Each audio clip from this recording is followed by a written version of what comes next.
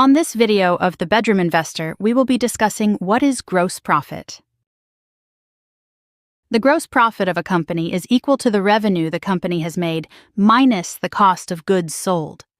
The gross profit is also known as the sales profit or the gross income, and is the profit a company makes after deducting the costs associated with making and selling the product or service. The metric assesses a company's efficiency with its use of labor and supplies to produce its goods or services. And the gross profit also helps companies to determine whether products are being priced appropriately, whether raw materials are efficiently used, or whether the labor costs is far too high. The revenue is the total amount of money generated from selling of the goods. For more detailed information about what revenue is, click on the link in the top right-hand corner of this video or in the video description below. The cost of goods sold, or COGS for short, is the direct costs associated with producing the goods, and it includes the direct labor costs and any cost of materials that is used in producing or manufacturing the company's product. So we now know that the gross profit of a company is equal to the revenue the company has made minus the cost of goods sold. But let's look closer at what the cost of goods sold is and what it consists of.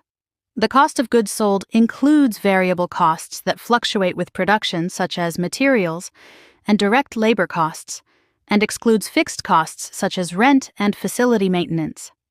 Let's look at the relationship of variable costs with production. Production of more cars will need more materials and labor, and as a result, as production increases, the variable cost will also increase. Now let's look at fixed costs, such as rent and maintenance facility costs. Let's consider a car factory that produces cars. Whether the company produces one car or 1,000,000 cars, the fixed cost remains the same.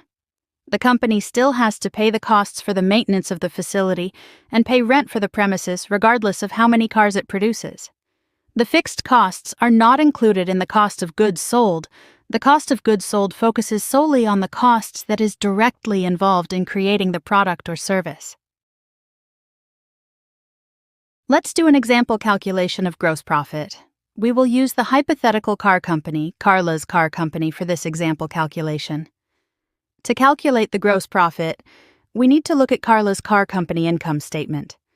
On the income statement, we can see that Carla's Car Company had automotive revenue of $100 million, financial services revenue of $20 million, and revenue called other of $2 million, with all sources of revenue combining to be $122 million.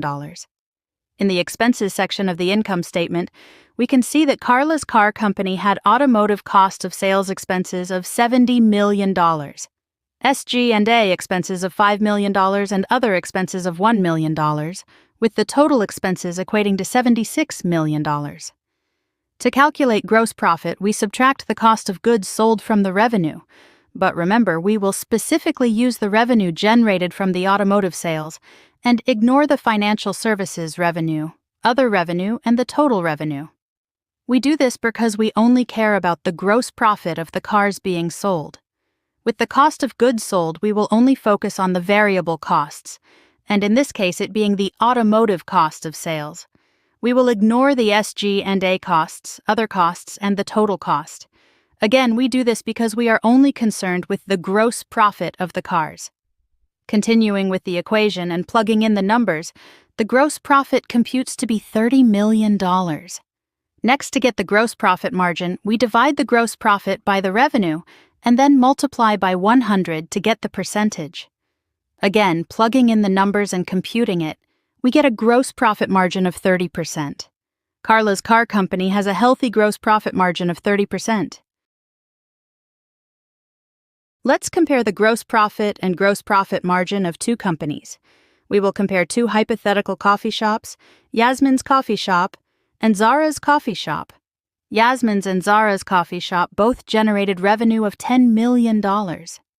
Yasmin's Coffee Shop had a cost of goods sold of $8 million, whereas Zara's Coffee Shop had a cost of goods sold of $9 million. Using the equation for gross profit, where the cost of goods sold is subtracted from the revenue, Yasmin's Coffee Shop had a gross profit of $2 million, and Zara's Coffee Shop only had a gross profit of $1 million. Lastly, Using the gross profit margin equation, where we divide the gross profit by the revenue and then multiply by 100 to get the percentage, we can see that Yasmin's coffee shop had a gross profit margin of 20%, whereas the gross profit margin of Zara's coffee shop was lower at only 10%.